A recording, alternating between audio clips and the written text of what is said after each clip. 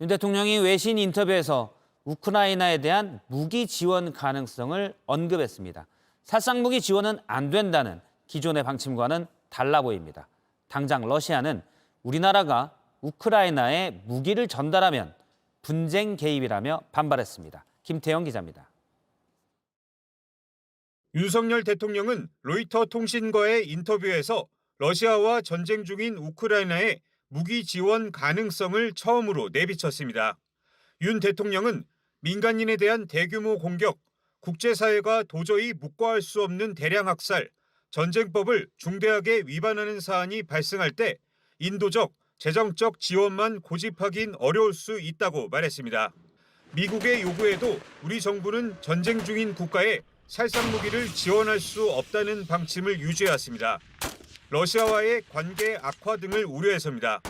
이와 관련 최근 유출된 미국의 기밀 문건엔 우크라이나에 포탄을 지원해달란 미국의 요구에 해법을 고심하는 고위 관계자들의 대화 내용이 담기기도 했습니다.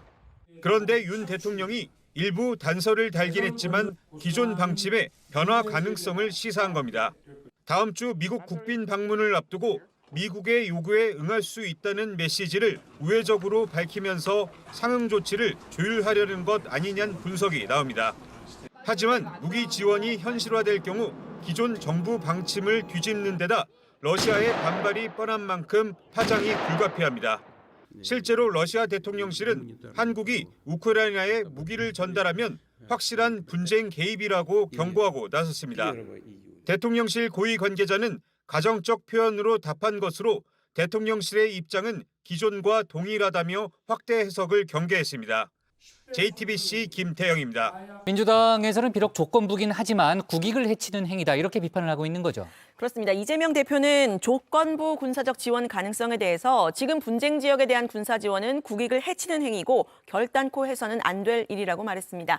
그러면서 대통령이 다시 생각해 봐줄 것을 요청했는데요. 직접 들어보시죠. 보수 정권, 진보 정권을 막론하고 어떤 정권도 적대국을 만들어내는 외교 정책을 한 바가 없습니다. 대한민국의 국익에 심대한 위해를 가하는 이번 결정에 대해서 대통령의 재고를 강력하게 요청드리는 바입니다. 정치권에서 다양한 목소리가 나오는데 이준석 전 대표는 국민의힘 인사들을 오히려 저격했다는 거죠. 맞습니다. 이준석 전 국민의힘 대표가 오늘 윤 대통령의 발언을 다룬 기사 링크와 함께 페이스북에 글을 올렸는데요. 10개월 전에 제가 우크라이나에 갔을 때 러시아 눈치를 봐야 한다던 정치인들이 무슨 생각을 하고 있을지 궁금하다고 쏘아붙였습니다. 그러면서 이 대통령께도 비슷한 톤과 매너로 한 말씀 부탁한다고 덧붙였는데요. 당시 정진석 의원은 정부와 청와대의 외교안보 핵심 관계자들이 대부분 이 대표의 우크라이나 방문에 난색이었다고 한다. 정부가 탐탁치 않아 하는 외교 분야 일이라면 적어도 여당 정치인은 그 결정에 신중해야 한다고 비판을 했었죠. 당시 이 전 대표가 반박을 하면서 두 사람 사이 설전이 오갔던 적이 있습니다. 윤석열 대통령이 외신과의 인터뷰에서 우크라이나에 대한 무기 지원 가능성을 시사한 것과 관련해서 러시아의 입장이 추가로 들어왔는데요. 러시아 외무부가 어떠한 무기 제공도 반러 적대 행위로 간주하겠다고 세게 경고했습니다. 한 50분 전쯤에 바로 속보가 들어왔더라고요. 맞아요. 네. 또 크렘린 궁도 분쟁 개입에 해당한다면서 꽤 세게 또 반발을 했는데요. 직접 한번 들어보시죠. 네. Ответственно в этот конфликт. Конечно же, начало поставок вооружения будет косвенно означать определенную стадию вовлеченности в этот конфликт. 야, 이 크렘린궁이면 사실 이제 우리나라로 치면 대통령실 같은 곳인데 우리가 뭐 이런 식으로까지 이제 말이 나오는 거 보니까 꽤나 심각하게 받아들이고 있는 것 같아요. 예, 맞습니다. 러시아가 우리나라를 직접 거론하면서 무기 지원에 대한 경고를 한 건 지난해 푸틴 대통령의 발언 이후 6개월 만입니다. 푸틴 대통령은 지난해 10월 한국이 우크라이나에 무기와 탄약을 제공하기로 결정한 것으로 알고 있다면서 이 경우 양국 관계가 파탄날 것이라고 말한 바 있습니다. 크렘린궁은 그러면서 한국은 그동안 쭉 비우호적이었다면서 불쾌감을 수차례 드러냈는데요. 이것도 이어서 들어보시겠습니다. 네. Кардинально нового в этом ничего нет. И в плане санкций и так далее, к нашему сожалению, Сеул занял достаточно недружественная позиция.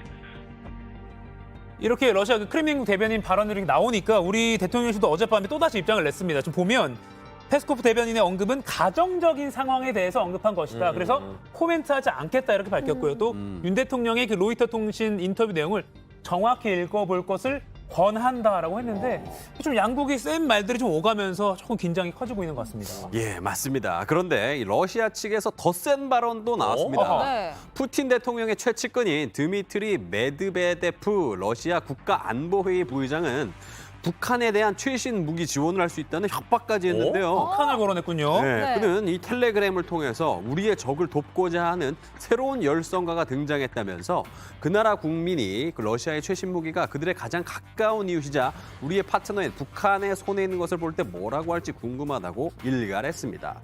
그러면서 그들 말대로 퀴드 프로 큐, 주고받는 대가라고 위협하기도 했습니다. 야, 만약에 우리나라가 우크라이나에 무기 지원을 하면은 러시아는 북한에게 하겠다. 뭐 이런 식으로 좀 되게 위협적인 발언을 한 거네요. 우골적으로 경고를 했네요. 네. 예, 여기에 주한 러시아 대사관도 홈페이지에 살상 무기를 공급하기로 한 결정이 양국 관계를 파괴할 것이라는 논평을 올리며 압박에 가세했습니다. 그러니까 윤 대통령이 처음에 그 로이터와 인터뷰한 게 그러니까 다음 주에 한미 정상회담이 있으니까 미국이 뭐 무기 지원 원하면 우리가 해줄 거를 뭐 고려할 수도 있다 이렇게 언급을 해서 그러니까 우리도 원하는 거 미국이 해달라. 그러니까 협상력을 좀 확보하는 차원이다. 이런 분석도 있긴 한데 아무튼 이 한러 상황이 심상치 않은 것 같아요. 근데 러시아가 뭐 이미 지난해 2월에 서방의 그 대러시아 제재, 그러니까 서방이 러시아를 향해서 이제 제재를 하고 있는 것에 한국이 동참하고 있다는 이유로 이미 우리나라를 비우호국으로 지정을 했잖아요. 네. 그러니까 앞으로 두 나라 사이의 긴장도가 상당할 것 같아요. 네, 그 비우호적이라는 단어가 좀 어렵다면 비호감이다. 뭐 이렇게 보시면 될 것 같아요. 자, 이런 가운데 우리나라 시간으로 오늘 새벽 미국이 3억 2,500만 달러, 우리 돈 4,300억 원 규모로 우크라이나에 추가 무기 지원을 한다고 발표했거든요. 푸틴의 심기가 매우 좋지 않을 것 같은데 불똥이 괜히 우리에게 또 튈지 매우 걱정되는 바입니다. 네.